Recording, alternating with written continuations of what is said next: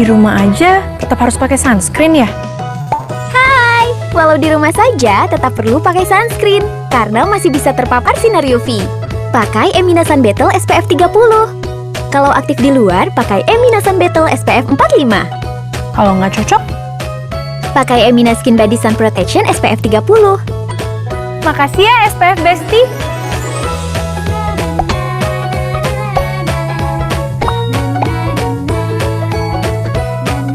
Emina Sunscreen SPF Bestimu.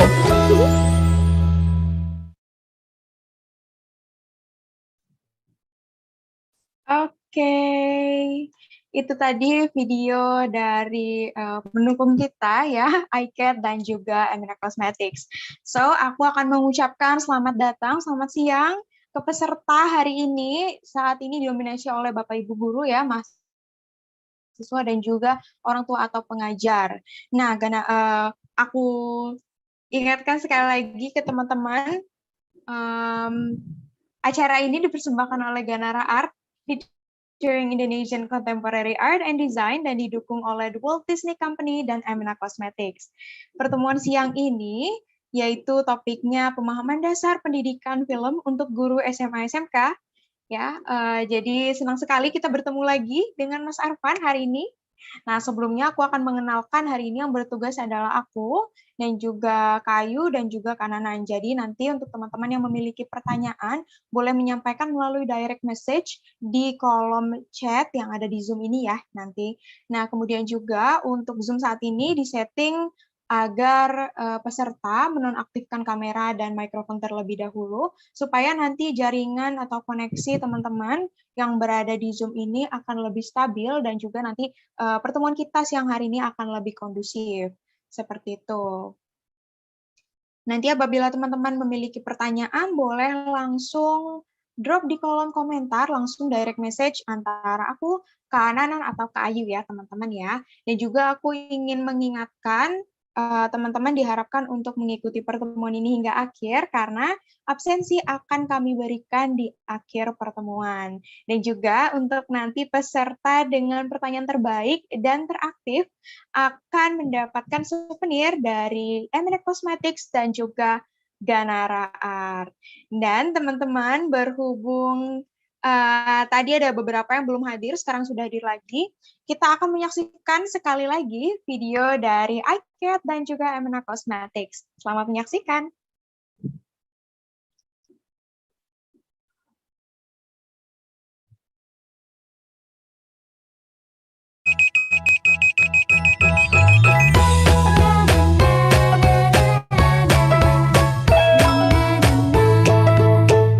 Di rumah aja tetap harus pakai sunscreen ya? Hai, walau di rumah saja tetap perlu pakai sunscreen karena masih bisa terpapar sinar UV. Pakai Emina Sun Battle SPF 30. Kalau aktif di luar, pakai Emina Sun Battle SPF 45. Kalau nggak cocok, Pakai Emina Skin Body Sun Protection SPF 30. makasih ya SPF Bestie.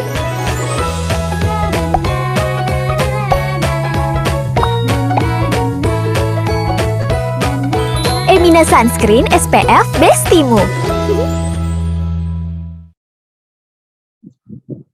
Mungkin kita nanti menonton video iCat-nya sesudah selesai. Biar kita bisa Oke. materi aja Kak Aya. Silakan Kak Aya. Oke, boleh. Kalau begitu, aku akan mengenalkan pemateri kita tentunya teman-teman dan juga kembali aku akan mengenalkan pemateri kita untuk teman-teman yang baru bergabung, mungkin Bapak Ibu Guru ya.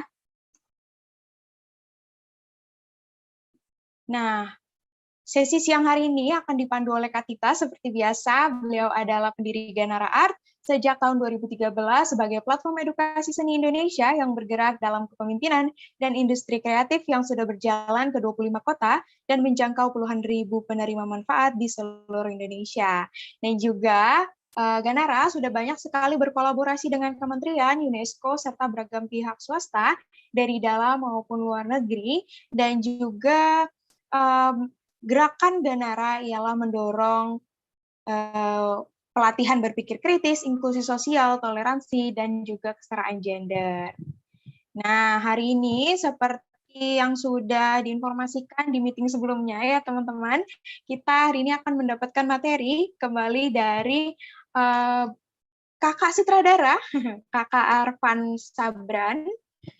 Kak Arfan Sabran ini mengawali karirnya sebagai sutradara film dokumenter Suster Apung pada tahun 2006 yang mendapatkan penghargaan film terbaik dan sinematografi terbaik dari Eagle Awards tahun 2006. Pada tahun 2007, ia mendapatkan penghargaan skenario terbaik dari Swedish Filmmaking Workshop. Selain itu, Kak Arfan juga fokus menyutradarai beberapa dokumenter pendek seperti The Fish Market tahun 2009 dan Silent Blues of the Ocean tahun 2016 yang diputar di beberapa festival film internasional.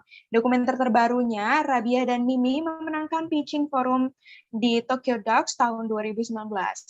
Dan bersama produser Gita Farah, debut film dokumenter panjangnya Bara tahun 2021 tayang perdana di Visions Dural Films Festival Swiss dan di MZ International Documentary Film Festival Korea Selatan. Wow, sangat relate sekali dengan topik hari ini. Kita mengundang sutradara Kak Arfan Sabran. Saya sudah tidak sabar teman-teman karena ingin mengetahui juga. Kalau begitu langsung saja Kak Tita mungkin boleh dipandu Kak Arfannya. Silakan. Thank you.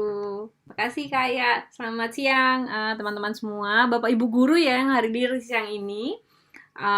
Jadi mungkin aku ingin mengucapkan terima kasih sekali lagi kepada semua peserta yang sudah hadir. Senang sekali karena kayaknya nggak bosen-bosen. Semoga nggak bosen ya ngeliat setiap hari Sabtu ngeliat kita ya Ayah ya. Kita selalu hadir. Nah, tapi berganti-ganti nih narasumbernya. Kebetulan ini sudah minggu kedua bersama Mas Arfan. Dan memang kenapa kita membuat sebuah kegiatan di siang hari ini?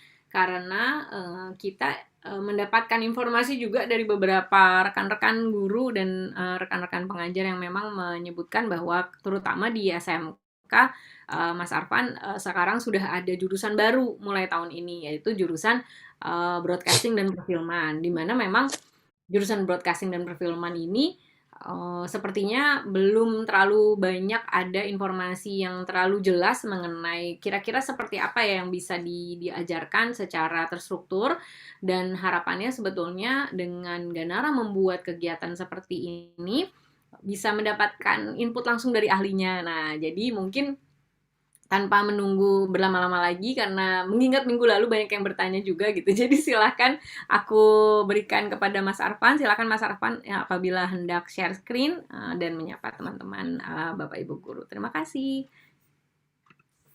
Ya, terima kasih Tita dan Ganara.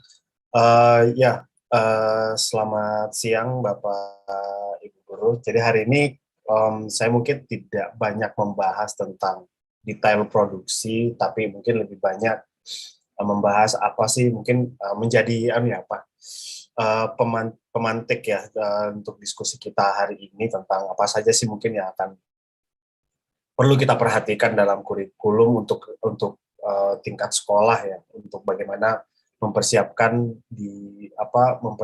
atau menggunakan medium film sebagai pembelajaran atau target untuk kemudian masuk ke industri film.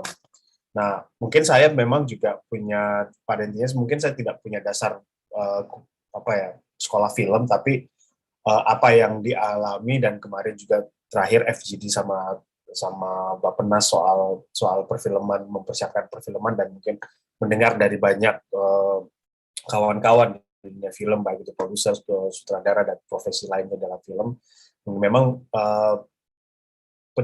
kita masih sangat lemah di pendidikan dasar ya. Maksudnya kita mungkin baru bisa tahu baru ada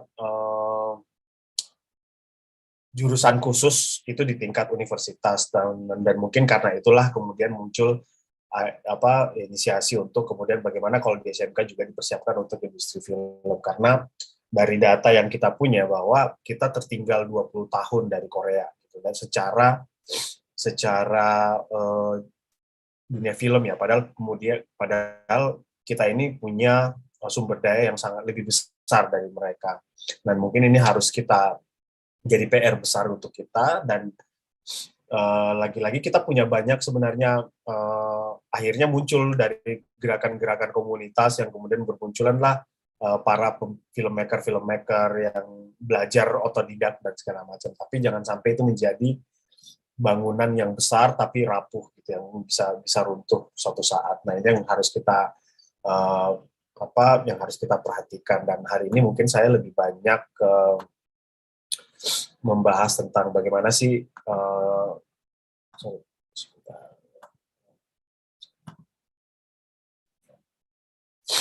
dan bagaimana sih misalkan produksi film acuan untuk kita semua yang pengajar. Dan karena juga saya kemarin baru juga diundang ke Kalbis Institute misalkan, membawakan sebuah materi film dan apa saja sih yang perlu kita perhatikan gitu.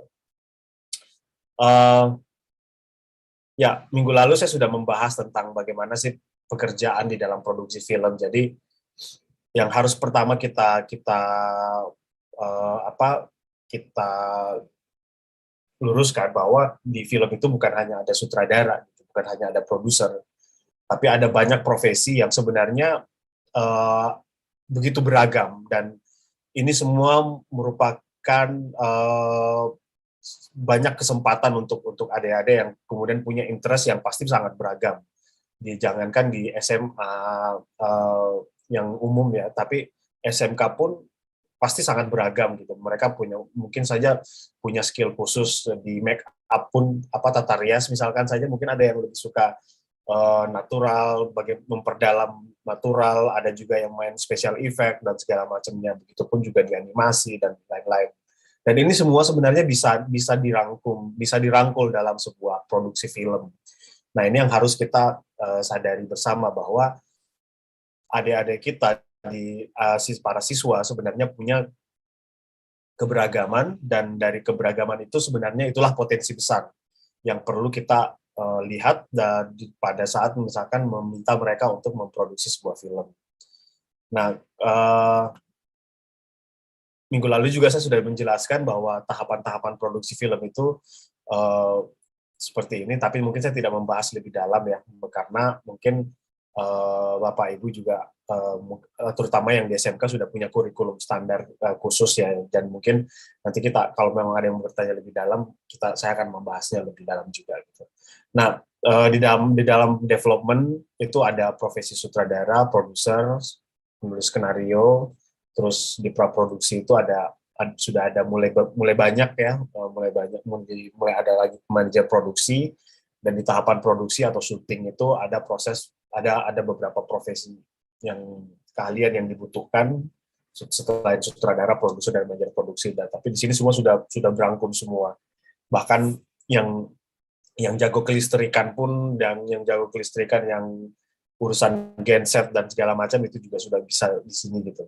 Nah, terus pasca produksi itu juga sudah melibatkan adik-adik yang misalkan sudah tertarik untuk gambar, animasi, suka utak-atik mengedit film dan gambar dan seterusnya gitu. Nah, selain itu juga kemudian ada distribusi.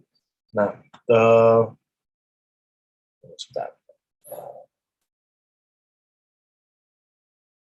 Nah, kenapa film? Sebenarnya apa sih pentingnya film?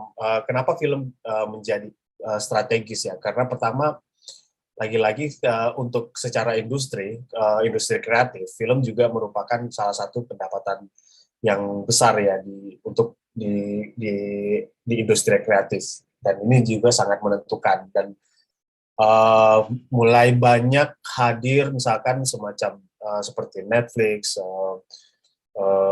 HBO, Disney dan seterusnya, dan mulai banyak akan ada masuk lagi Amazon dan seterusnya, dan itu akan membutuhkan ketika mereka memproduksi original series-nya misalkan, atau original filmnya. Jadi misalkan memang mereka yang membiayai untuk produksi film, maka kemungkinan besar untuk tahun depan sampai 2 tahun depan dan seterusnya itu kita akan keteteran dengan sumber daya manusia kita gitu. Dan ini memang SMK atau SMA harus mulai mempersiapkan itu, karena sekarang pun kita untuk mengerjakan sound, misalkan sound untuk film itu hanya beberapa orang kok, yang film-film film Indonesia yang kita nonton di Indonesia, film Indonesia yang kita pernah nonton di bioskop itu hanya dikerjakan kurang lebih 3-5 orang saja untuk sound postnya, yang sama semua gitu, karena tidak ada yang lain gitu. Dan itu merupakan potensi besar untuk kita coba ciptakan bagaimana sumber daya manusia yang lebih beragam, karena banyak kalau di tingkat komunitas mungkin banyak yang lebih suka menjadi sutradara atau jadi produser saja gitu. Tapi kita tidak kehilangan banyak sumber daya manusia atau siswa-siswa atau tenaga-tenaga yang lebih spesifik gitu, dan sangat dibutuhkan di film sebenarnya. Nah, perlu kita sadari ketika kita dalam kurikulum film atau dalam pembelajaran film, ini karena ini hanya pengalaman saya yang saya dengar ya dari karena ada banyak kemudian tiba-tiba mahasiswa atau siswa datang ke saya, lagi Kak, saya mau buat film, bisa didampingi gitu.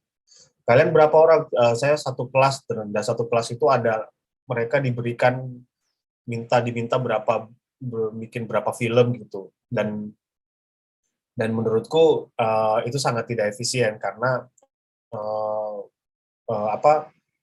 ketika misalkan diberikan tugas, mungkin gurunya itu hanya memberikan, sudah bikin film ya, dan nggak ngerti gitu bahwa bagaimana bukan sulit sih ya, ribetnya bikin film, dan sebenarnya itu bisa lebih potensial lagi sebenarnya kalau kita bisa memahami dinamika siswa kita gitu. Nah, di dalam satu kelas mungkin itu ada yang tertarik, ada yang tidak tertarik. Ini kalau misalkan bukan penjurusan khusus untuk film ya. Tapi kalau misalkan kita di SMK terus atau SMA umum misalkan, kita harus menyadari bahwa sebenarnya ada yang tertarik, ada yang sangat excited untuk memproduksi film, ada juga yang tidak gitu. Nah, yang tertarik ini sebenarnya kita bisa menambahkan mereka untuk bagaimana mereka bisa meningkatkan skill-nya, bagaimana memfasilitasi mereka sebenarnya akses ke dunia film. Jadi sekolah sebenarnya sebaiknya menyiapkan, misalkan seperti yang saya tulis di sini, bahwa membuat kalender tahunan festival dan kompetisi film. Karena ada banyak festival film di Indonesia, ada beberapa festival film di Indonesia, mulai banyak workshop film di Indonesia, dan itu mereka reguler setiap tahun. Nah, sebenarnya kalau sekolah sudah punya kalender itu, kita sudah tahu tuh sekolah bisa semacam produser yang kemudian kita target di akhir tahun ini ada festival ini. Terakhir itu biasa deadline-nya itu bulan Juni. Nah, otomatis mereka kemudian diminta untuk membuat film untuk festival itu, dan itu lebih membuat mereka lebih bersemangat gitu. Dan syukur kalau misalkan tiba-tiba menang atau masuk seleksi saja, itu berarti mereka sudah berada dalam radar dunia perfilman Indonesia gitu. Karena di salah satu radar kita menemukan radar talent film itu adalah di festival film dan di beberapa kompetisi film. Nah, itu kemudian memicu mereka untuk produksi lebih menjurus ketimbang, karena sayang gitu kalau misalkan mereka sudah mengeluarkan duit atau kita juga sudah memfasilitasi, mereka juga sudah membuang waktu, karena banyak juga tuh akhirnya ada beberapa sekolah yang pernah kemudian di Makassar, terutama di Makassar ya, akhirnya dia meng-hire orang film untuk membuat filmnya gitu. Nah, itu dan mereka misalkan yang cuma mereka yang main gitu. Padahal ini menjadi tidak efektif menurutku gitu. Dan seandainya mereka memang diminta untuk membuat film pada sebuah festival film, itu sangat sangat menarik ketimbang mereka hanya misalkan memutar di sekolah saja pada saat perpisahan atau pengumuman lulus gitu, dan seterusnya. Nah, ini mungkin menjadi bahan untuk kita untuk bahan renungan saja sih sebenarnya, hanya sekedar masukan. Dan ada juga yang tidak tertarik. Nah, apa sih yang tidak tertarik itu? Sebenarnya kita tetap bisa meminta mereka untuk masuk dalam tim produksi. Dan apa yang mereka bisa dapatkan dari sebuah produksi film adalah ini adalah mereka dilatih untuk bekerja bersama, senang tidak senang, kadang di dunia pekerjaan juga senang tidak senang kita harus bisa bekerja sama dengan orang-orang yang beda dengan kita. Mereka bisa belajar bagaimana mereka bisa melihat potensi-potensi yang ada dalam dirinya juga gitu. Sampai kemudian apakah dia tertarik atau tidak tertarik, itu hanyalah sebuah itu adalah sebuah proses pembelajaran untuk mereka dengan medium film gitu. Jadi semacam membuat games dinamika kelompok gitulah gitu. Tapi ini mediumnya adalah produksi film. Nah, itu mungkin yang saya jadi kenapa film dan apa yang harus kita perhatikan. Dan yang paling perlu diingat adalah film itu adalah satu karya yang komunal. Maksudnya dia adalah hasil karya dari sebuah kolaborasi. Jadi tidak per orang. Jadi jangan pernah sekali-kali memberikan satu tugas ke satu orang untuk bikin film. Nah, itu sangat tidak mungkin ya. Bukannya tidak mungkin, tapi akan tidak efektif. Lebih baik kita membuat satu kelas itu satu film, 1-2 film saja cukup sebenarnya. Tapi membuat mereka harus ada tim make up-nya, ada tim yang seperti yang saya bahasakan di slide pertama. Terus jangan sampai mengejar target jumlah produksi yang seperti saya bilang, karena karya film itu lebih baik sedikit tapi bagus, tapi daripada kemudian itu menjadi video-video asal saja, atau kemudian malah siswa-siswa itu akhirnya meng-hire orang di luar untuk kemudian mengerjakan tugasnya dia gitu. Nah, itu kita sangat tidak efektif sih. Nah, terus kita juga memperhatikan dinamika kelas, dan sebenarnya ini kita bisa manfaatkan ya ketika kita punya potensi SDM di dalam kelas. Misalkan SMK kita sangat terkenal misalkan dengan jurusan tata riasnya, karena misalkan sudah menghasilkan alumni-alumni yang baik gitu. Nah, kenapa tidak mungkin kita membuat satu program, misalkan bikin sebuah produksi film dengan tema horor atau tema science fiction atau tema apalah yang kemudian men-challenge, menantang anak-anak siswa-siswa ini untuk kemudian menggunakan teknik-teknik make up artist atau make up efek ya. Jadi misalkan bikin monster atau bikin something yang horor atau bikin alien dan segala macam, itu mungkin lebih bermanfaat juga. Atau tiap tahun kita buat tematik-tematik seperti itu juga membuat menarik untuk mereka. Misalkan tahun ini kita bikin temanya genre-nya harus horor gitu, atau genre-nya kemudian tentang koboi-koboi, atau dan genre drama keluarga. Nah, ini mungkin bisa menantang mereka untuk memanggil teman-temannya untuk bergabung di dalam produksinya mereka. Nah, terus memberi dampingan pada proses kreatif, jangan hanya sekedar memberi tugas seperti kemarin ya, jadi harus ada pengawalan ya, jangan sampai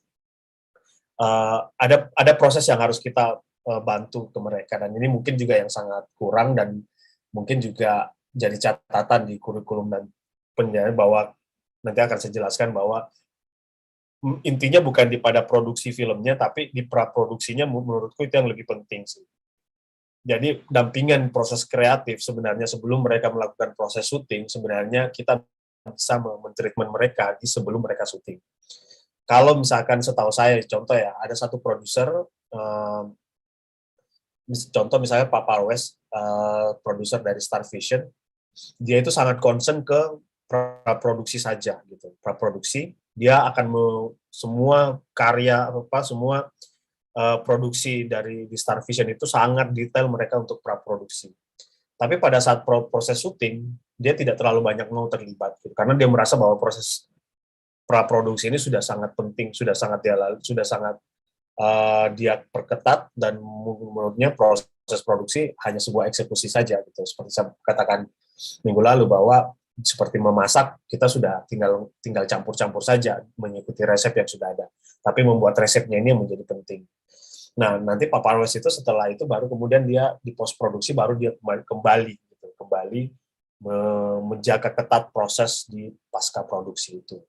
Nah, itu proses dinamika kerja, dan ini juga bisa kita lakukan di sekolah, bahwa mungkin siswa ini harus diperketat di praproduksinya, bagaimana mereka mengelola ide dan seterusnya, dan kemudian membuat apa manfaatnya nanti di slide selanjutnya saya akan bahas.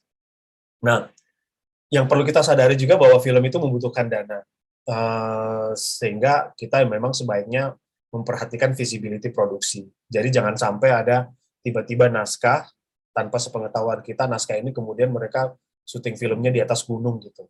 Itu juga sangat, pertama beresiko, kedua butuh biaya yang lebih banyak gitu.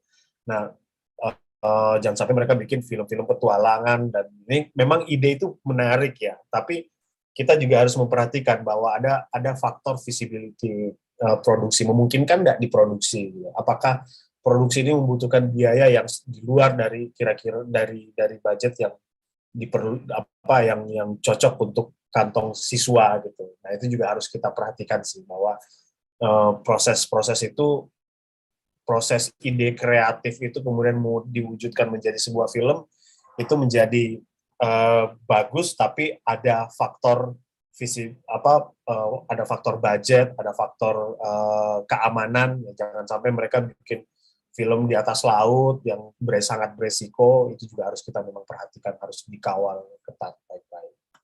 Nah, strateginya menurutku yang seperti saya katakan sebelumnya, bahwa di praproduksi ini menjadi penting. Karena sebenarnya kalau kita pun merasa bahwa tidak banyak siswa kita sebenarnya yang tertarik, atau tertarik tapi belum mampu, atau skillnya memang belum mumpuni, atau juga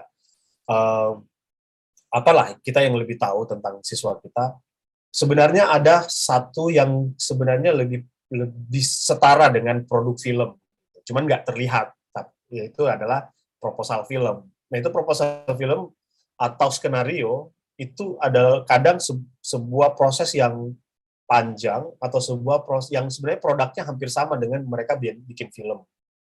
Cuman karena kita film lebih kelihatan ya, tapi di dunia film saja ada namanya misalkan Berlinale Talents. Jadi ada istilahnya workshop talents. Itu hanya development yang bukan memproduksi film, tapi memproduksi skenario saja gitu. Dan itu seperti mungkin yang saya lakukan, yang saya ikuti juga proses 1 tahun ini, saya hanya mengikuti 1 tahun ini untuk outputnya adalah sebuah skenario saja gitu. Nah, output skenario saja itu sebenarnya sudah sangat cukup untuk hampir sama ya, setara dengan kita film. Jadi kalaupun misalkan sekolah tidak menargetkan film, tapi menargetkan sebuah skenario yang siap produksi, itu juga menurutku sebagai tugas akhir, itu juga menurutku sudah sama pentingnya dengan produksi film gitu. Dan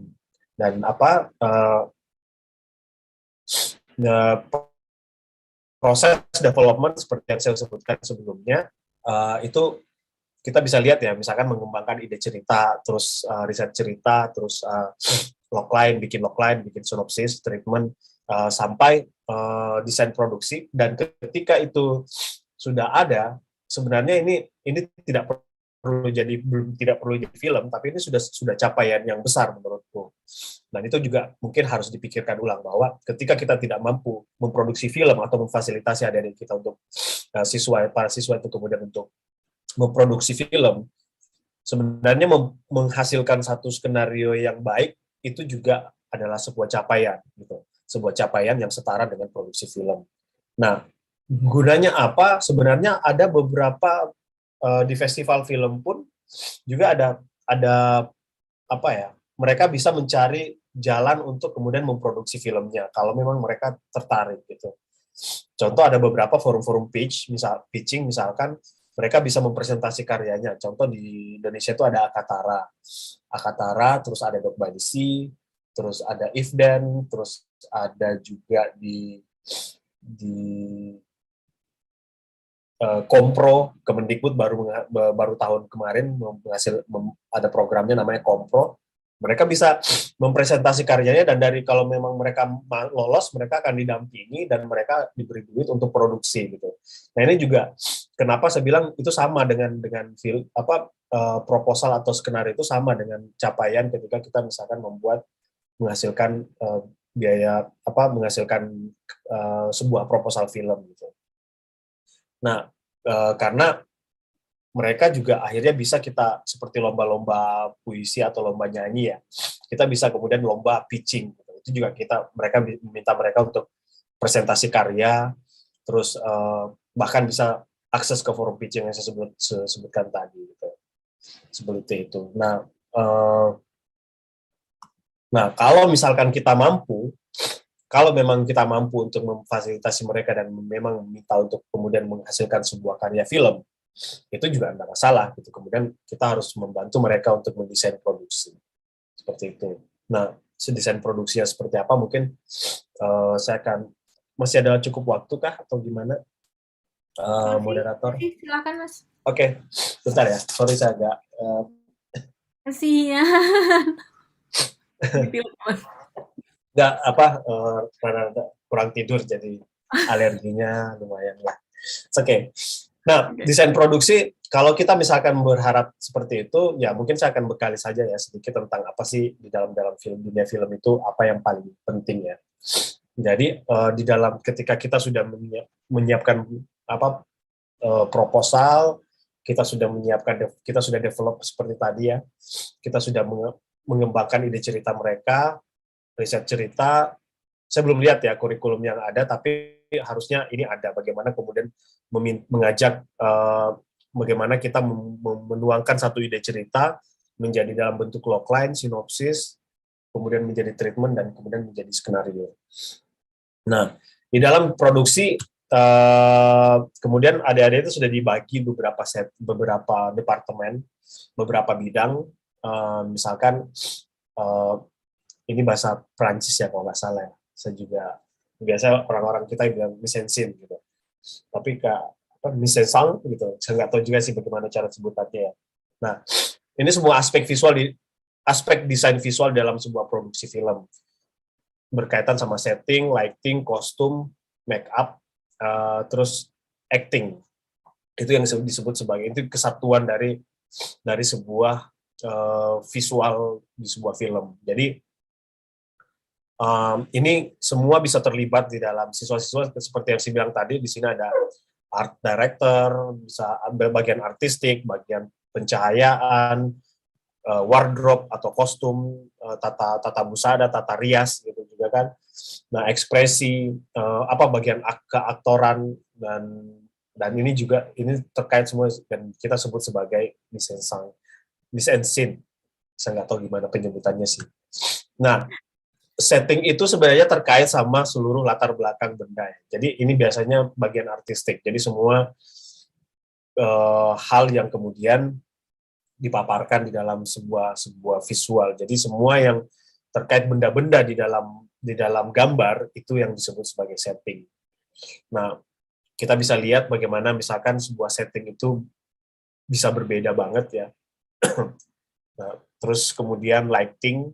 Nah, kalau setting ini juga ada properti, ada bagian-bagian aksesoris yang membuat detail dan itu kemudian menggambarkan sebuah visual. Apakah itu kemudian image-nya itu menjadi sebuah kelas, misalkan kelas sosial, atau itu sebuah image-nya itu menjadi latar waktu yang berbeda. Misalkan kalau tidak mungkin ya, kalau misalkan kita buat cerita 70-an, tiba-tiba ada iPad di tengah, gitu, atau iPhone nyantol di situ, gitu. Atau tiba-tiba pemainnya pakai iPhone misalkan, itu kan sudah membuat gagal gitu. Nah, istilah lain adalah lighting, yaitu ya kita bisa tahu ya bahwa desain pencahayaan untuk mendapatkan visual. Jadi tidak selamanya harus terang semua gitu kan. Kalau kayak sinetron kan terang semua ya. Nah, kalau di film itu memang kita harus desain sedemikian rupa supaya memberi nuansa, memberi rasa kepada gambar-gambar kita. Tidak harus semuanya terang, karena bayangan pun bisa menghasilkan satu efek tersendiri. Nah, kostum make up ini juga sangat menarik ya, karena berkaitan sama apa, bisa menjadi simbol waktu, bisa menjadi simbol ruang, bisa menjadi simbol cerita, fantasi, bisa menjadi simbol sebuah peradaban, sebuah latar belakang dan beberapa latar belakang yang lain. Ini pastinya sangat menarik sebenarnya untuk kemudian menyiapkan siswa-siswa untuk tahu gitu bagaimana sejarah kostum sebuah Kayak kemarin misalkan saya mau syuting di Makassar itu susah banget dapat kebaya yang tidak penuh aksesoris ya, karena mungkin yang dari Makassar sini tahu lah ya bagaimana cetarnya. Kita nggak bisa tuh orang Bugis pakai kain yang polos saja, harus ada bling-blingnya sedikit lah. Nah itu mungkin juga salah satu ya hal ciri khas, dan itu juga sebuah apa ya, potensi visual yang bisa kita eksplorasi di dalam karya kita. Ekspresi atau acting yang kita sering kenal gitu ya, yaitu gerakan fisik karakter, gerak tubuh. Nah ini juga kita bisa latih. Kalau minggu lalu ada ibu yang bertanya ya, bagaimana memberi belajar acting sebenarnya bisa sebenarnya dikuatkan, bisa mengajak misalkan teman-teman yang aktif di teater, karena dasar-dasarnya adalah itu, walaupun juga mungkin teater sangat jauh, sangat berbeda, dunia panggung itu sangat berbeda dengan acting di film. Jadi tapi dasar-dasarnya bisa kita samakan lah. Jadi sebenarnya kita di daerah manapun punya potensi itu, karena hampir di semua daerah ada orang yang kemudian hampir di setiap universitas ada lembaga teaternya, dan itu juga bisa kita undang untuk menjadi pembicara atau memberi bekal kepada adik kita.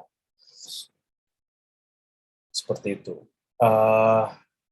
Suara dan musiknya, minggu lalu saya mengingatkan bahwa suara itu berbeda sama musik ya kalau di film. Kalau suara itu sound lebih ke menciptakan nuansa ya. Kalau ada atmosfer itu adalah suara-suara noise ruangan atau kota, karena misalkan suara atmosfer di Jakarta itu akan sangat berbeda ketika di hutan gitu. Dan itu memberi pengalaman yang menarik gitu. Kalau kayak di film bara itu menarik dulu. Jadi ketika kita mau world premiere di Swiss, kita kirim materi filmnya. Itu kan lebih banyak di hutan, dan di hutan itu ada tonggeret, yang waktu musim syuting kita itu selalu ada tonggeret yang sangat kurang. Orang di sana itu kaget gitu. Dia pikirnya ada gangguan teknis di suara di film kita, di materi film kita. Jadi mereka komplain, mereka mengirimkan kembali, mereka bikin notes bahwa di detik segini itu ada noise yang ada noise imitation noise gitulah gitu. Jadi kayak semacam noise yang diciptakan gitu. Padahal pas akhirnya kita kembali ke ruang mixing audio, ternyata itu suara tonggeret. Karena mungkin di Swiss tidak ada tonggeret ya. Jadi itu ternyata dan bagaimana suara atmosfer itu adalah sebuah tangkapan, bisa menjadi bagian dari dimensi ruang kita gitu. Nah itu juga menjadi penting. Efek suara, musik ini juga bisa diciptakan oleh adik-adik yang kemudian bisa sangat berpotensi untuk mencari siapa-siapa yang tertarik di bidang ini. Dan ini masih sangat kurang ya. Musik director itu hanya beberapa di Indonesia yang biasa menciptakan musik untuk film. Terus untuk suara, apalagi ya untuk yang mixing suara atau merekam suara, itu juga sangat kurang di Indonesia.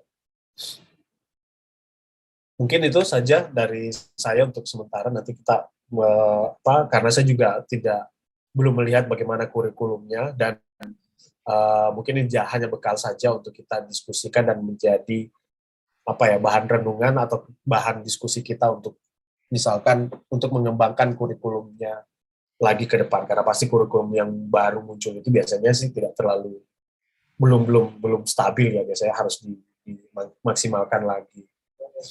Seperti itu. Terima kasih. Makasih banyak Mas Arfan.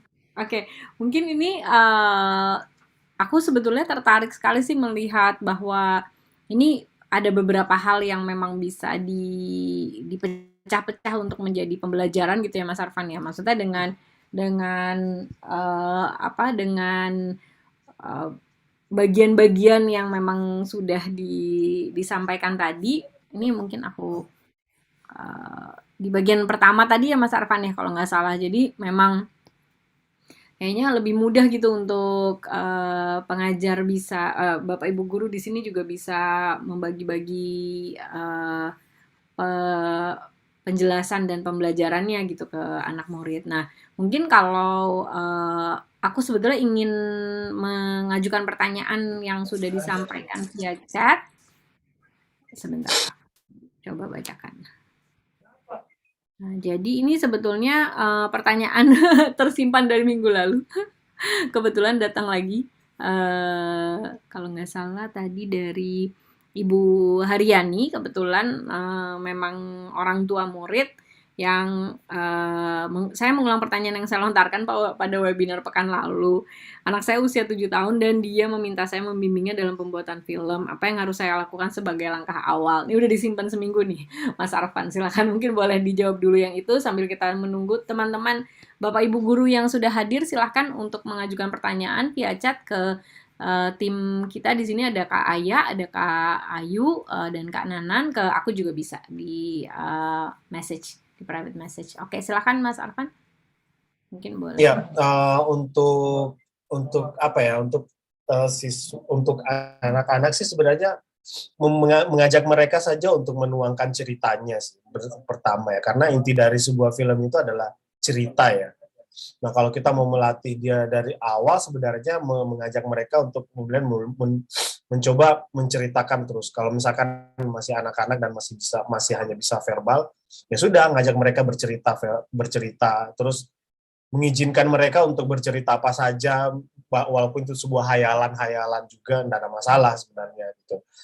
Atau kemudian jika mereka lebih suka untuk menggambar, ya sudah biarkan saja untuk kemudian mereka bisa menggambar apa saja, kemudian mengajak, misalkan dia menyukai satu objek ya. Contoh anak saya misalkan suka gambar hiu sekarang gitu. Suka gambar hiu dan apa gitu. Kemudian diajak bercerita gitu. Kenapa dia berasal dari mana, dia berasal dari apa, dia sedang melakukan apa gitu. Dan anak-anak itu mungkin punya hayalannya, punya dunianya sendiri yang kemudian sebenarnya kita harus merespon saja, membiarkan mereka untuk mengekspresikan apa yang ada tanpa tanpa kemudian melarang kemudian jangan berhayal atau itu tidak masuk akal gitu, atau membuat mereka menertawai hayalan-hayalannya mereka sebenarnya. Karena fantasi itu sebenarnya yang kita nonton di banyak film kan sebenarnya aspek dari fantasi itu gitu, dan itu juga imajinasi gitu ya, Mas ya. Iya, jadi fantasi atau bayangan gambaran-gambaran tentang kemampuan kita, misalkan bahkan di dalam drama pun kita harus berpikir, oh kalau saya membuat si A ini di karakter saya ini kemudian pergi meninggalkan keluarganya, akan lebih dramatik, ataukah dia tetap tinggal bertahan di keluarganya itu gitu misalkan. Itu itu kan butuh imajinasi yang luas gitu, dan itu sebenarnya harus terus kita jaga sih untuk dunia anak-anak, jangan sampai, karena mungkin ya banyak dunia anak-anak karena kemudian kita membatasi, kita fasilitasi saja. Mungkin ketika dia suka menggambar, ya sudah kita fasilitasi saja, mau bajunya penuh tinta atau apa, ya maksudnya ada fase di mana kita mengikuti saja. Terus atau jika memang mereka sudah SD, ya sudah, ketika mereka mulai membuat diary, coba mereka memfilmkan. Ada beberapa program yang pernah saya ikuti itu dari kampung halaman di Jogja ya.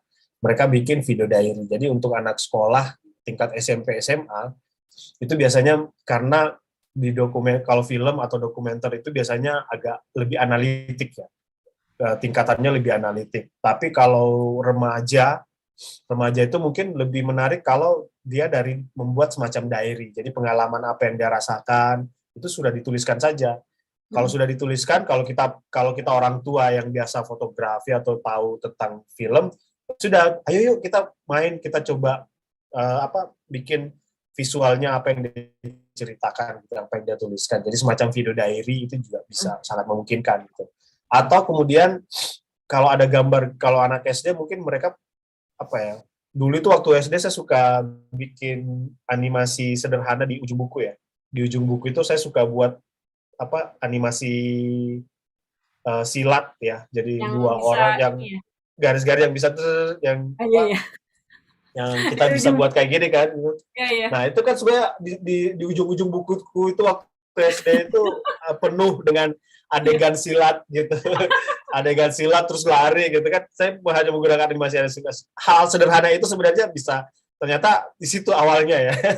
Saya kemudian berimajinasi, apalagi dengan sekarang ya teknologi mungkin mencari di beberapa aplikasi yang mungkin juga terkait sama animasi, terkait sama gambar atau apa saja, karena belajar film itu tidak harus jadi sutradara, belajar film itu tidak harus jadi produser, tapi mereka mulai diajar menggambar, mulai ketika dia suka menggambar atau ketika dia suka musik, kita fasilitasi dengan belajar musik yang benar, atau apa saja, kemudian kita fasilitasi saja. Kelak dia akan masuk industri film, entah dia jadi di bagian kostum, di bagian tata rias, atau di bagian makeup, atau di bagian penyutradaraan, itu sah-sah saja semua gitu. Tapi kalau kita memang melihatnya sebagai dia suka bercerita, ya sudah, kita fasilitasi juga seperti itu. Jadi tidak juga karena dia harus jadi filmmaker, kemudian dia harus bisa bercerita, tidak juga.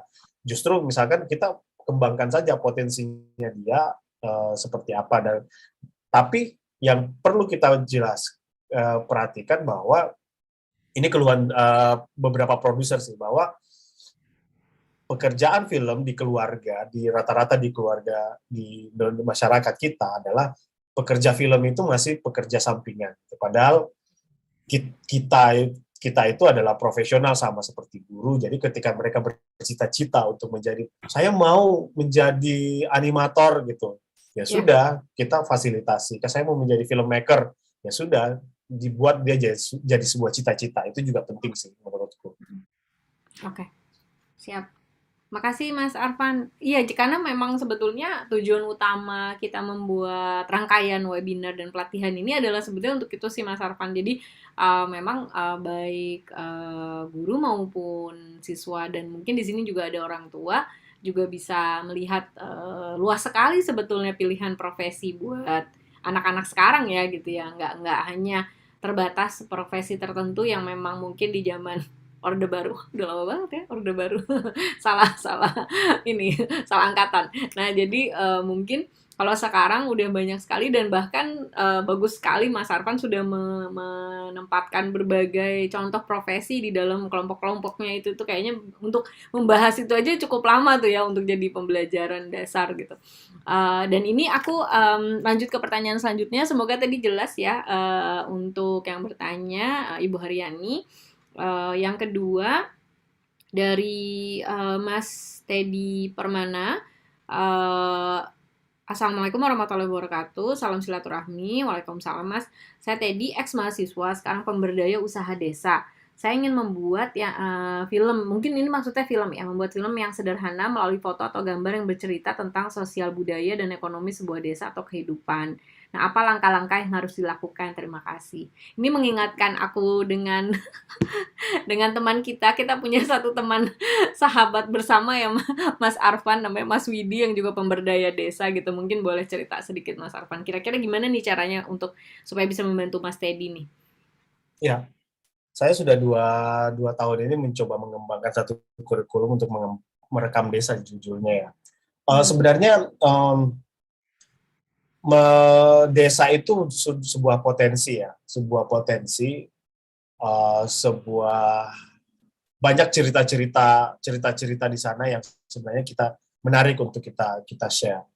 Sebenarnya kita bisa menggunakan tidak harus film sih sebenarnya. Kita bisa menggunakan medium apa saja, medium sosial media itu juga lumayan powerful. Terus menyadari bahwa kita punya potensi untuk bercerita apa saja. Jadi pertama sih yang harus kita lakukan adalah visi bercerita kita itu apa sebenarnya. Kenapa kita mau membuat film itu?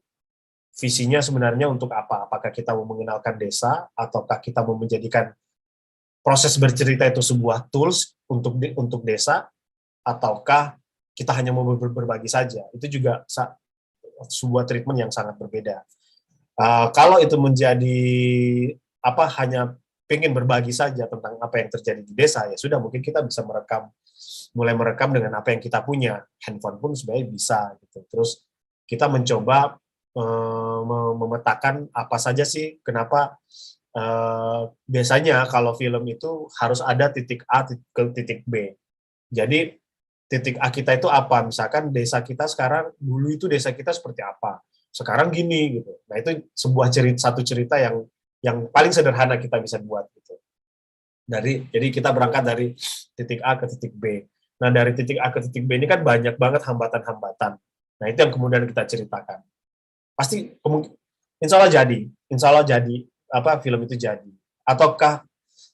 Tapi ketika kita membuat itu sebuah tools untuk dinamika desa kita, untuk anak-anak muda di desa kita, ya sudah, kita bikin film saja, apa saja. Jadi mengajak mereka membuat film pede saja gitu.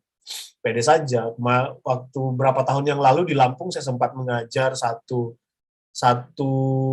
kelompok anak, dia pekerja di desa itu, dia pekerja menghasilkan batu bata.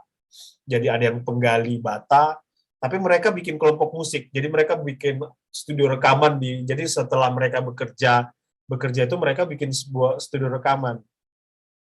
Dan akhirnya mereka dapat kesempatan untuk belajar film, membuat film gitu. Anak ini kreatif. Ada mereka 4-5 orang itu mereka kreatif, tapi mereka kerja bikin batu. Sehari-harinya mereka bikin batu bata. Jadi menggali, membuat, dan membakar, dan menjual, itu kemudian pekerjaan mereka sehari-hari.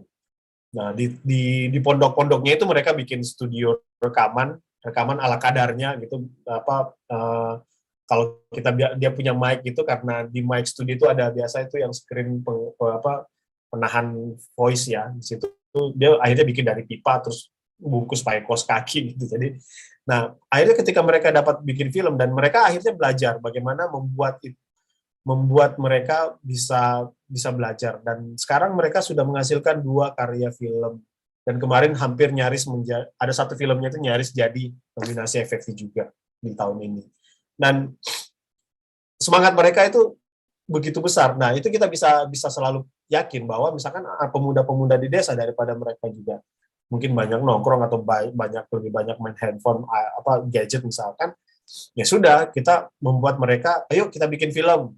Jadi itu menjadi tools, jadi film itu sebuah tools. Nah, itu juga jadi visi bercerita kita itu apa sebenarnya. Jadi saya sarankan seperti itu, selesaikan dulu di visi kita mau apa, apakah ini sebuah tools ataukah dia sebuah karya yang untuk menceritakan keluar gitu, tentang desa kita. Kalau keluar, berarti kita bisa memulai membuat dari titik A ke titik B ceritanya gitu. Membuat ceritanya saja dulu. Membuat skripnya pertama yang penting sih. Kalau produksinya kita bisa gunakan apa saja yang kita punya. Tidak harus bagus, tidak harus ini. Atau mengajak kerjasama. Biasanya banyak komunitas-komunitas film yang tidak perlu dibayar sebenarnya. Mereka juga sangat pengen juga berbagi gitu.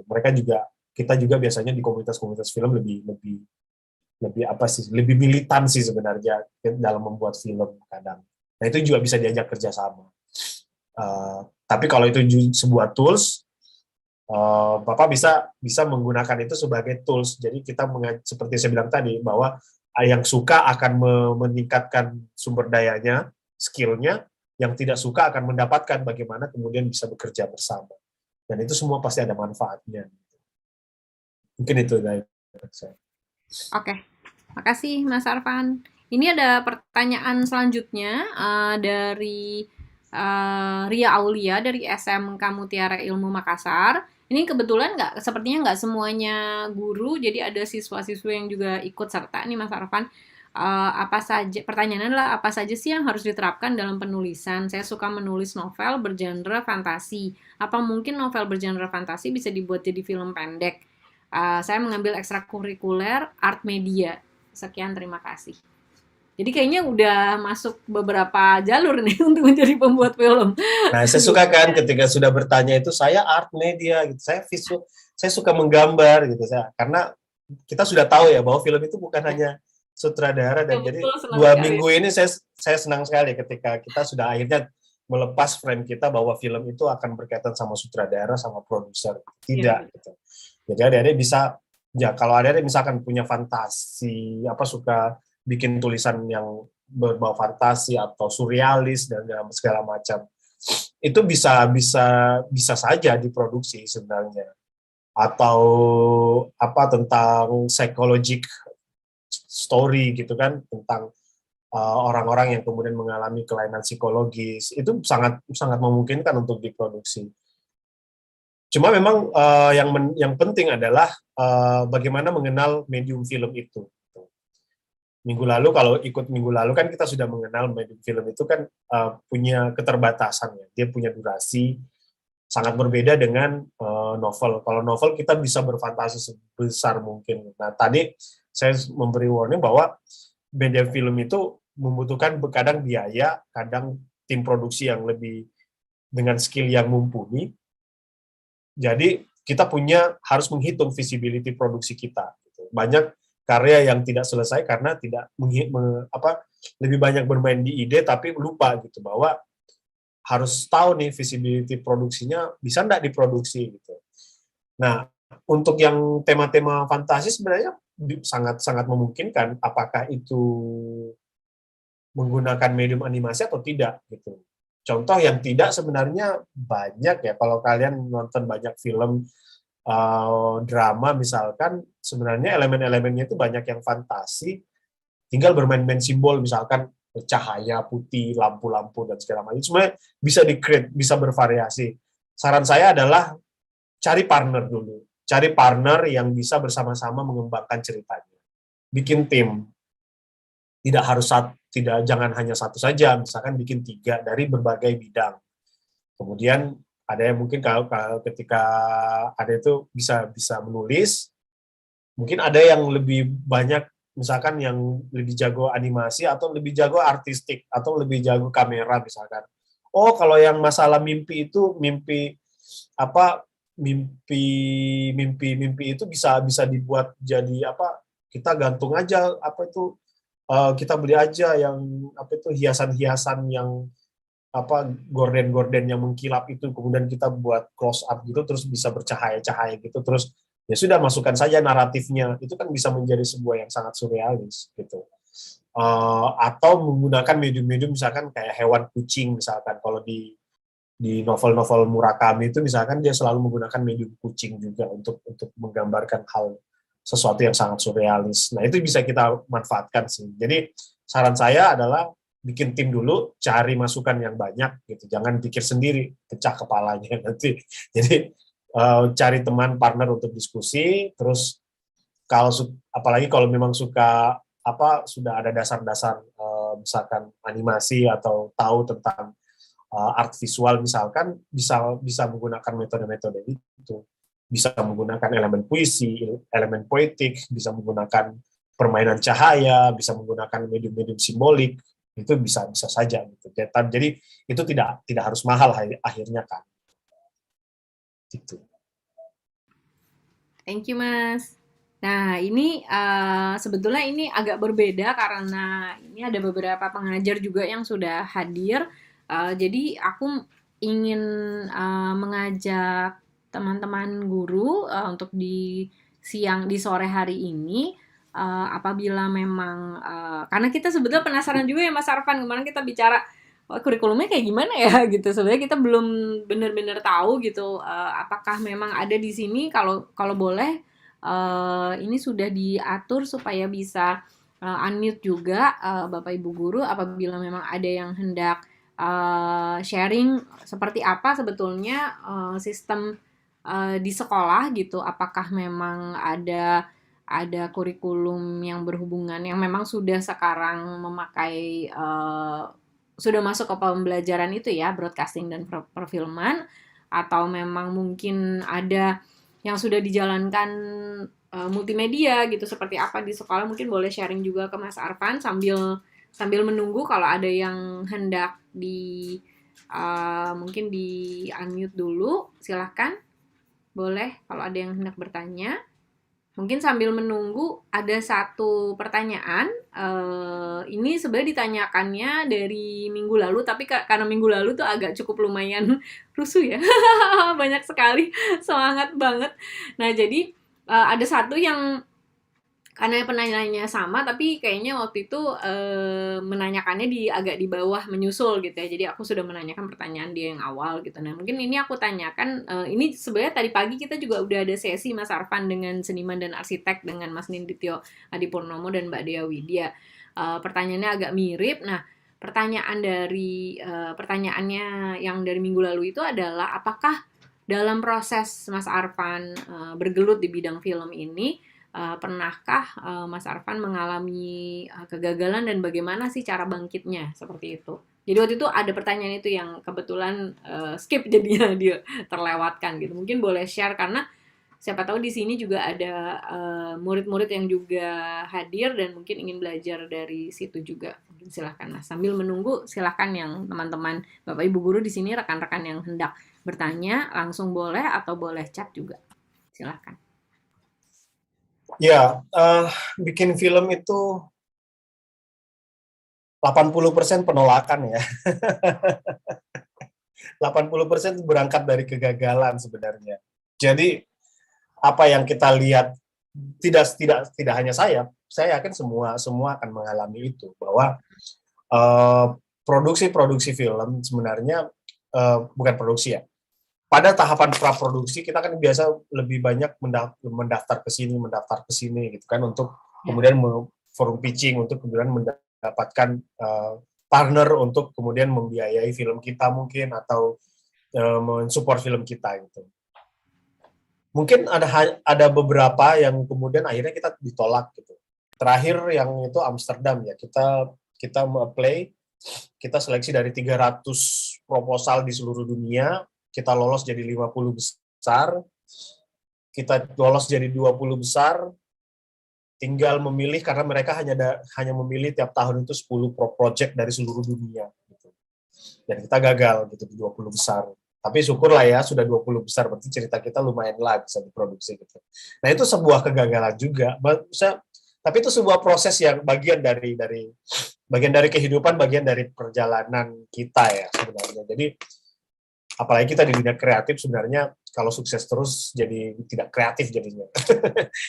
Kadang kita butuh pressure, kita butuh tekanan yang keras untuk menghasilkan karya-karya yang lebih kuat, lebih dinamis gitu.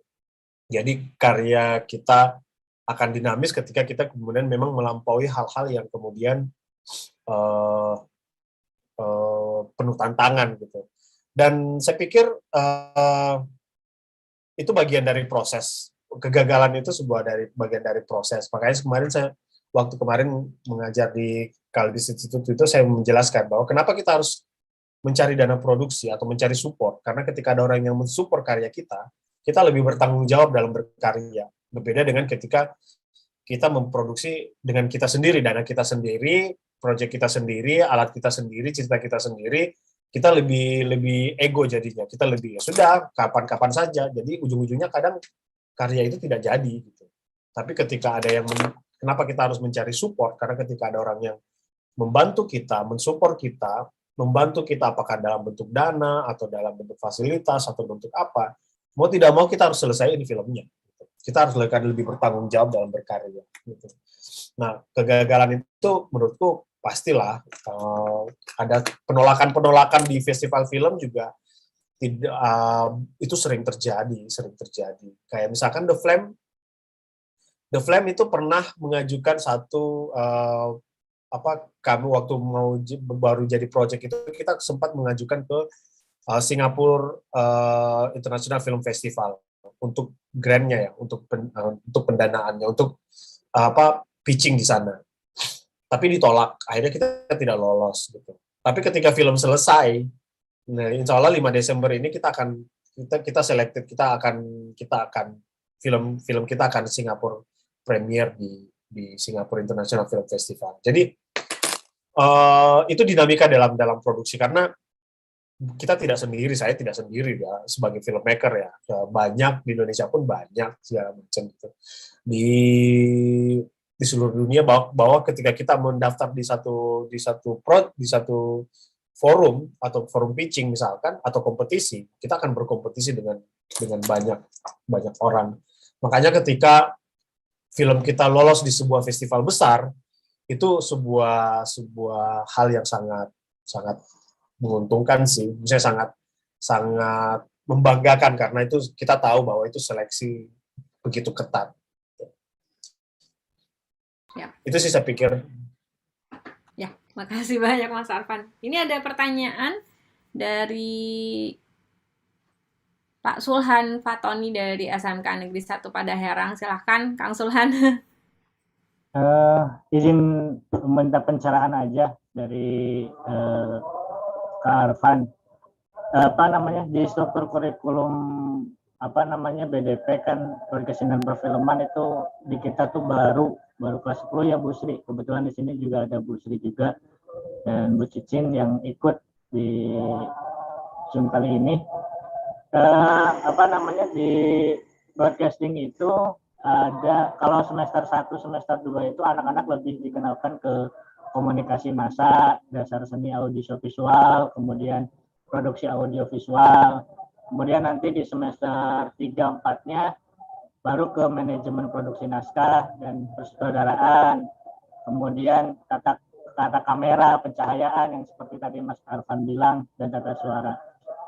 Cuman kita masih bingung karena di sini di struktur kurikulum itu ada yang namanya produk kreatif dan kewirausahaan. Nah, barangkali untuk sekelas anak SMK dari struktur kurikulum ini, dari mulai tadi yang manajemen produksi naskah, penyelenggaraan, kira-kira anak-anak tuh yang bisa masuk ke dalam produk kreatif kewirausahaan itu seperti apa gitu Pak? Karena kita masih bingung dalam nantinya kewirausahaan itu jadi apa gitu loh, Mas. Karena di kita tuh kan masalah untuk sewa-sewa editing video atau foto-foto di kawinan kan sudah biasa. Nah, maksudnya untuk mengarah ke yang lainnya, kira-kira harus ke apa gitu produk kreatifnya itu. Mungkin itu aja. Terima kasih Kak.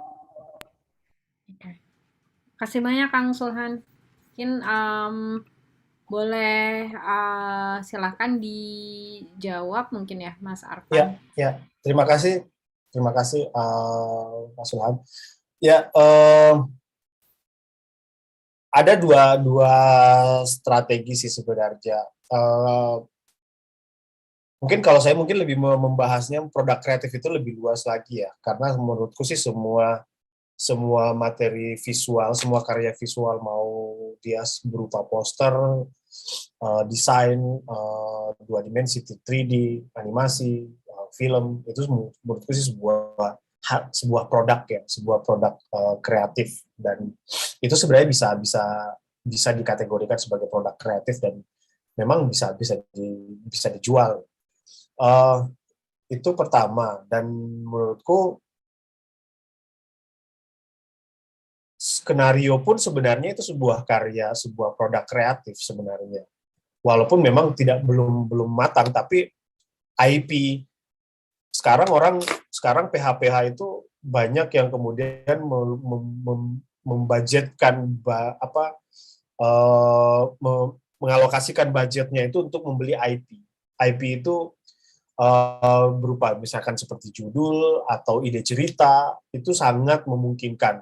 Bahkan judul pun itu bisa sebuah IP gitu, dan itu bisa kita misalkan masukkan ke wilayah-wilayah forum pitching. Jadi kalau saya sih mungkin diredefinisi lagi ya, apa sih kategori produk kreatif yang perlu kita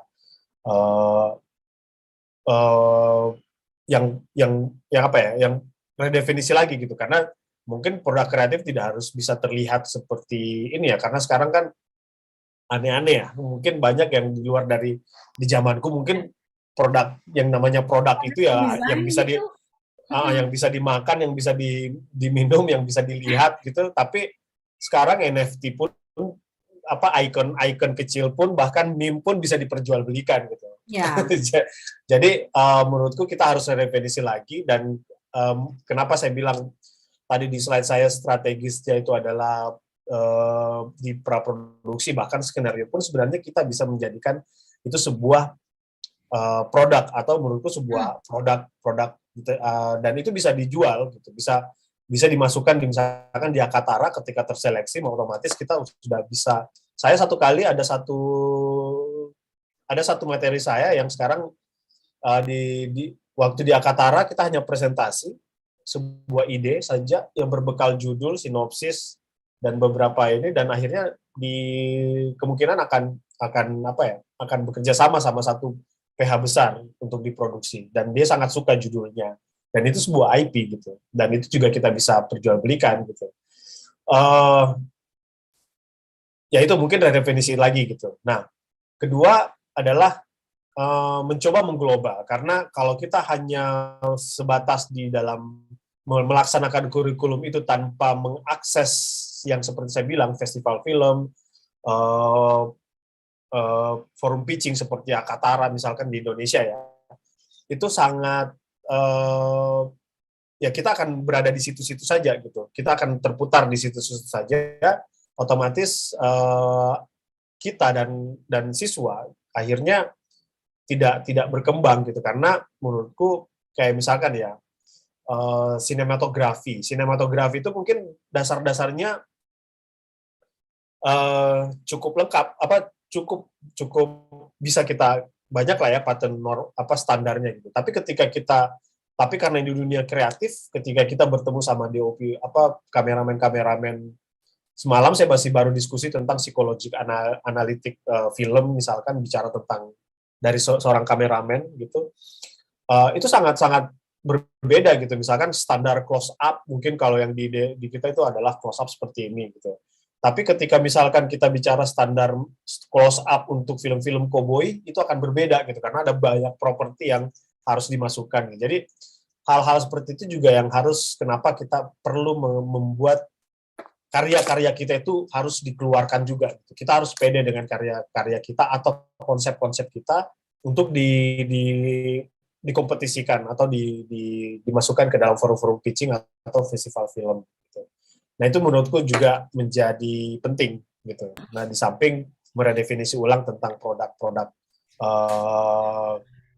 kreatif itu gitu. Oke, terima kasih. Satu lagi deh Mas. Oh iya. Silakan. Kalau di dunia broadcasting itu ada sertifikasinya nggak? Sertifikasi khusus, maksudnya gini. Kalau di dunia IT kan kalau kita misalkan di mikrotik atau di jaringan, kalau kita misalkan mau ngambil security berarti kita harus punya sertifikasi yang spesialis security. Kemudian kalau kita di bidang nah kalau di kameramen yang kayak gitunya ada sertifikasinya nggak? Di film sekarang sudah ada sertifikasi yang dikelola oleh asosiasi-asosiasi. Jadi sertifikasi produser, sertifikasi sutradara, sertifikasi editor, bahkan sertifikasi dokumentaris pun juga ada gitu sekarang. Cuman memang karena ya itu kemarin ya baru dalam FGD dengan Bappenas kemarin itu baru terungkap misalkan cuman sekarang belum disyaratkan dalam sebuah produksi. Misal karena apa? Karena kita masih sangat kekurangan tenaga gitu. Jadi sertifikasi itu sudah ada, tapi kemudian untuk terlibat di sebuah produksi mungkin belum disyaratkan gitu, bahwa kamu harus ada sertifikasinya. Tapi sekarang proses sertifikasi sudah ada Pak. Jadi sekarang semua praktisi sutradara itu kemudian harus ada sertifikasinya juga gitu sekarang. Berarti bisa buat bekal anak-anak juga nih kalau mau ke dunia PH, misalkan mau jadi kameramen, juga harus ngambil sertifikasi tentang kameramen gitu ya Mas?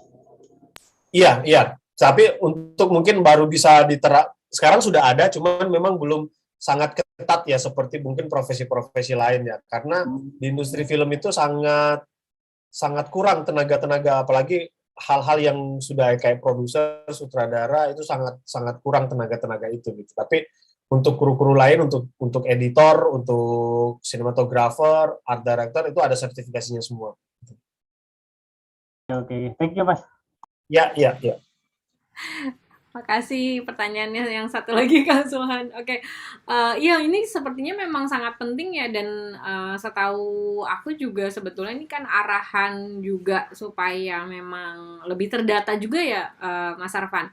Karena kan kalau kita bicara pekerja industri kreatif gitu, yang menjadi kendala terbesar pada saat pandemi kemarin adalah pendataannya ya gitu. Ternyata memang banyak sekali yang belum terdata karena bentuk keprofesiannya itu mungkin secara struktural belum jelas juga gitu. Kalau misalkan memang kita bicara tentang sertifikasi, tentang dan asosiasi sebenarnya sudah banyak, dari situ juga cukup membantu ya gitu. Tapi mungkin harapannya memang kedepannya akhirnya jadi sangat-sangat terdata nih dari teman-teman terutama siswa-siswi yang akan lulus ya dan akan bekerja di bidang itu.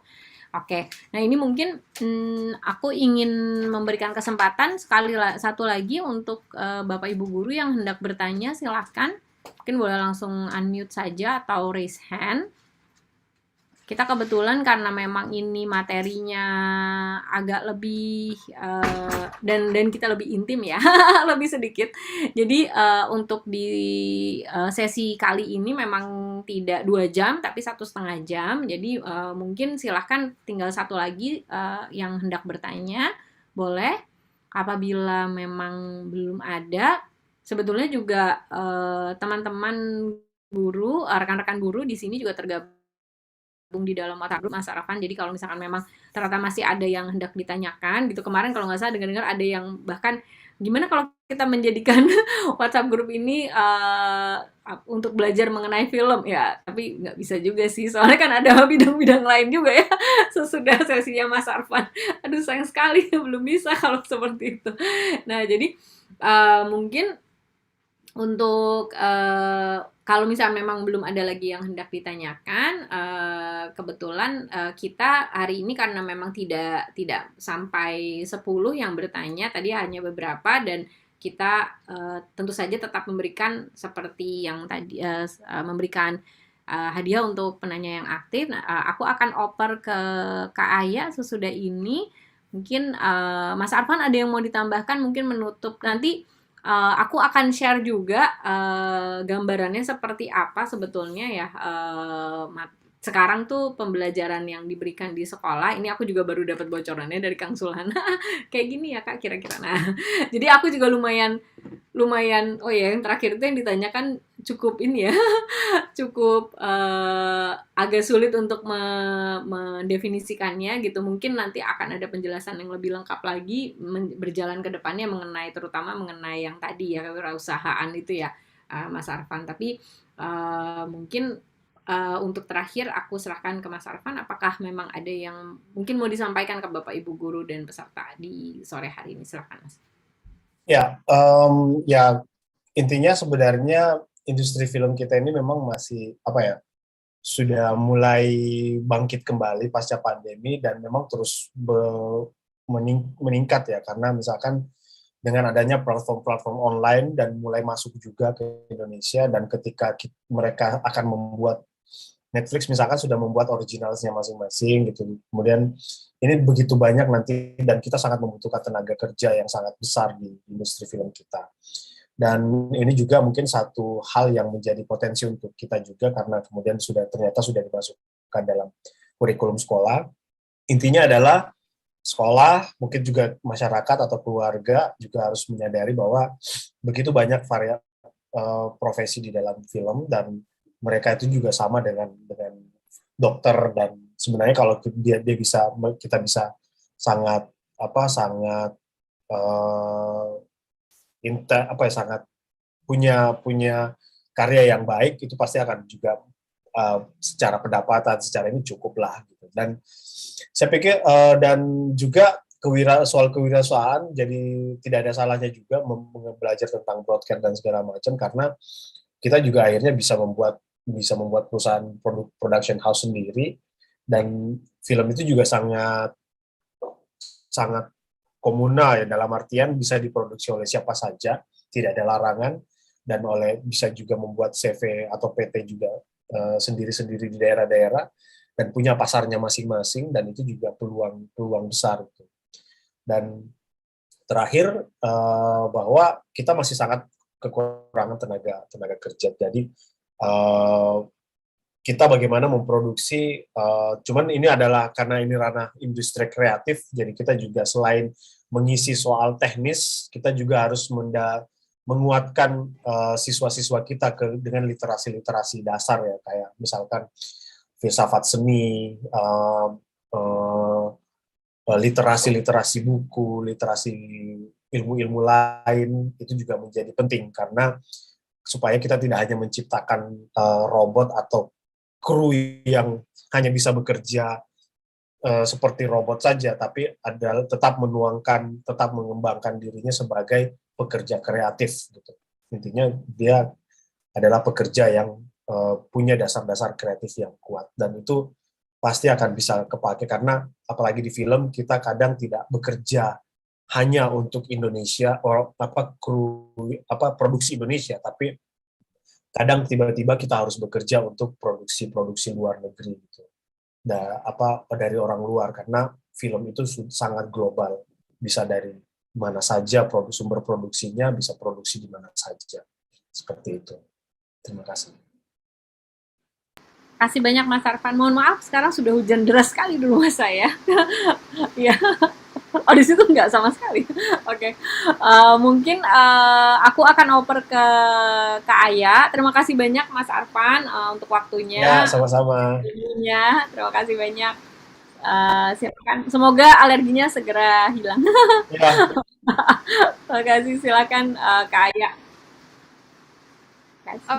Oke, terima kasih sekali lagi kepada Kak Arfan Sabran. Hari ini sudah memberikan materi yang sangat relatable, khususnya untuk peserta kita kali ini, para pengajar, seperti itu.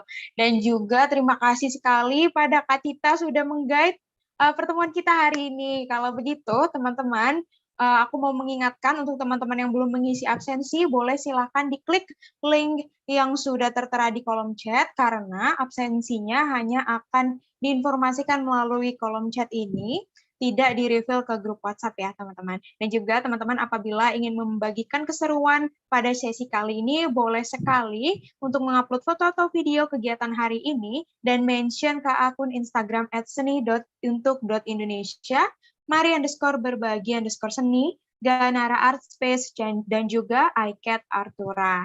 Dan juga teman-teman mungkin tadi yang terkendala akan sinyal, boleh nanti menonton ulang di YouTube Ganara Art. Dan selanjutnya aku akan mengumumkan pemenang nih teman-teman. Tadi ada beberapa yang bertanya, namun untuk beberapa yang udah menang nih kemarin, jadi kita mengutamakan yang belum menang dulu ya. Jadi hari ini kita punya 2 pemenang, yaitu adalah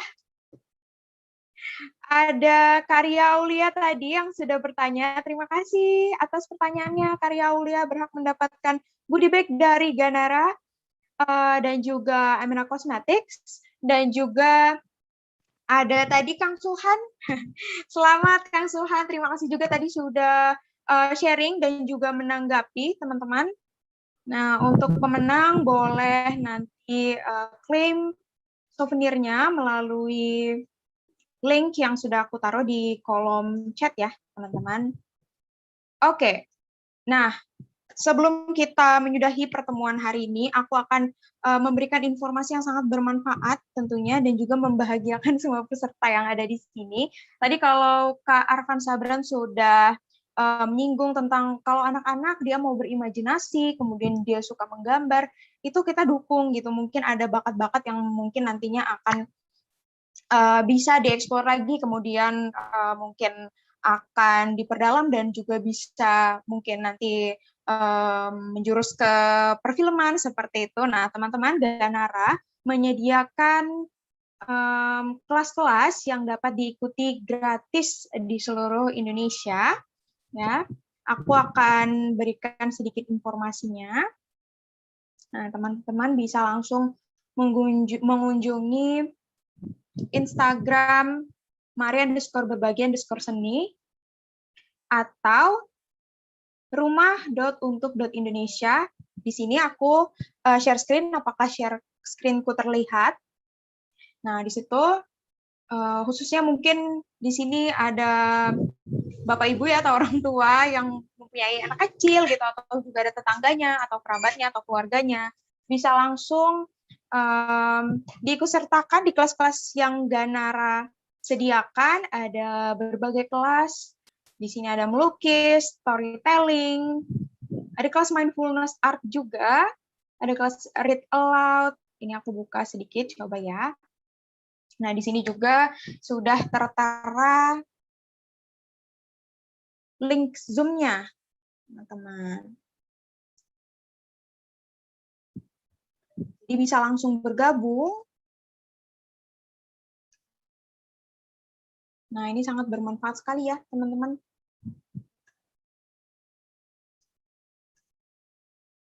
Nah, ya di sini sudah ada meeting ID-nya dan juga ada password-nya.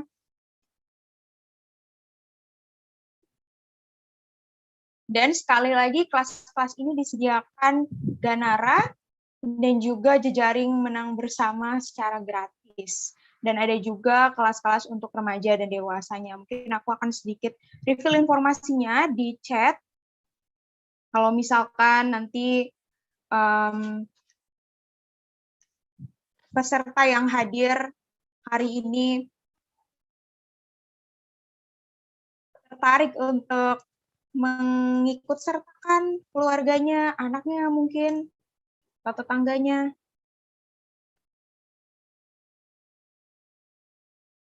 Oh, sebentar. Aku sepertinya lupa diatur ke everyone. Sebentar ya, teman-teman.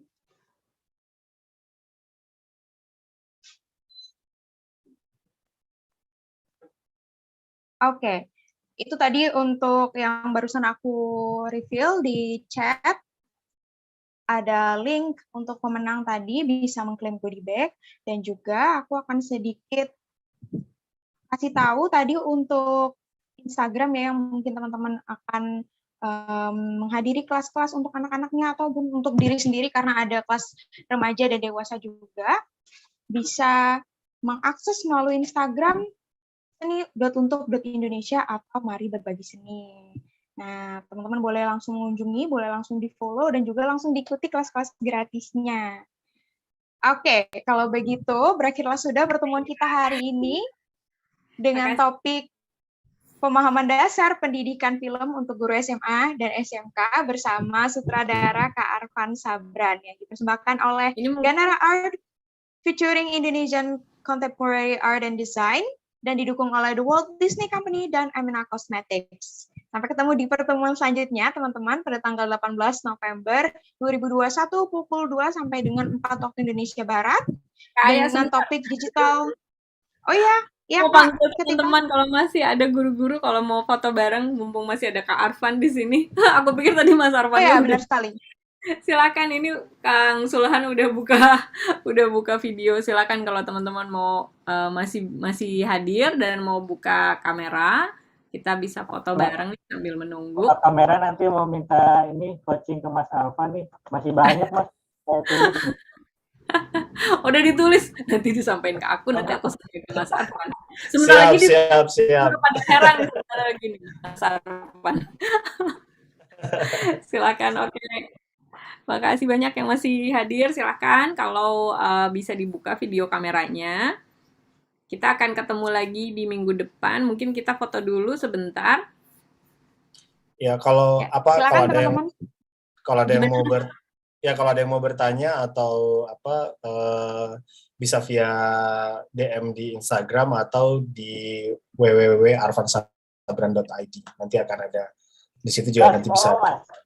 Gas follow nanti. Udah di-follow tuh.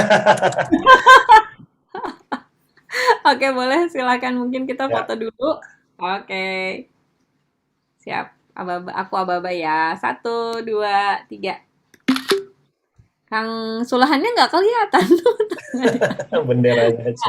Nah, kurang maju. Nah, oke. 1, 2, 3. Thank you. Terima kasih banyak semuanya. Makasih. Makasih banyak, Mas. Tetap semangat meskipun udah 2 minggu berturut-turut. Semoga sehat selalu ya Mas Arfan ya. Makasih banyak Bapak Ibu guru semua yang sudah hadir. Terima kasih. Terima kasih Kak Aya.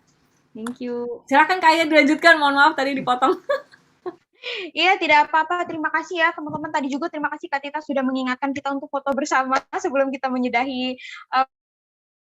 pertemuan kali ini. Jangan lupa minggu depan kita akan ketemu lagi pukul 2 hingga 4 waktu Indonesia Barat dengan topik Digital Citizenship, menyiapkan generasi muda menghadapi dunia. Terima kasih kepada peserta yang sudah hadir dari awal hingga akhir. Semoga bermanfaat hari ini ilmunya. Saya mewakili seluruh tim Ganara yang bertugas hari ini. Mohon maaf apabila banyak kekurangan. Sampai jumpa di minggu selanjutnya. Bye-bye. Bye-bye. Terima kasih Kak Anya. Terima kasih banyak. Terima kasih. Selamat berakhir pekan semuanya. Makasih. Salam November Rain semuanya. Selamat favorit.